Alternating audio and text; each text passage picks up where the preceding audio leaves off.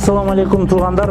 Москвада көбүнчө кыздарыбыз салон ачып атат, кафе ачып атат, да бир ресторан ачып атат. Анан балдар эмне ачса болот жана эмне колунан келет деген вопростор туулат, суроолор туулат. Жана ошондой эле азыркы учурда Москвада эмне көп? Москвада машина көп. Анан кыргыз балдарыбыз, кыргыз жигиттерибиз кээ бирөөсү тонировка, кээ бирөөсү автосервис, кээ бирөөсү кузов жасаган, кээ бирөөсү мотор жасаган иш кылса, кыргызча айтканда 100 ачканга аракет кылып жатышат. Анын үчүн ага эмне керек жана кандай кылып ачышым. Аны ИП менен ачса болот, ООО менен да ачса болот, бирок ИП менен ачкан жеңилирээк болот. ИПңыздар гражданин России болсоңуздар, каякта прописка болсоңуздар да ИП жасатасыздар дагы. Анан биринчи аренда бул сөзсүз эле ресторан, салондукундай жакын жерде болушу кажети жок. МКАДтын тышы болобу, МКАДтын ичи болобу, метродон алысыраак жер болсо деле арзаныраак бир ангар алып ачсаңыздар болот.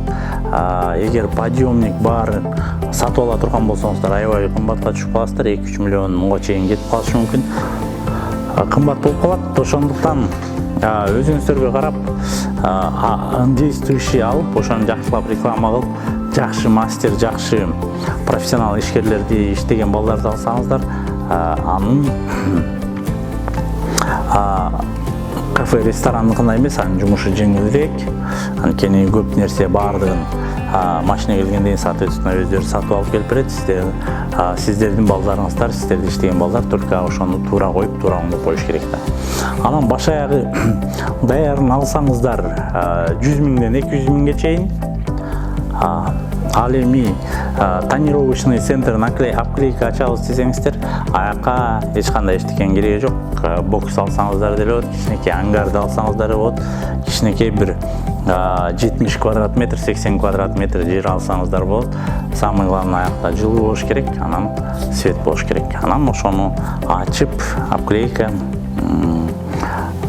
таксин, сары такси таптап же болбосо тонировка кылып иштетсеңиздер болот. Анын үчүн да бир жолу айта кетейин, болгону сиздерден ИП керек.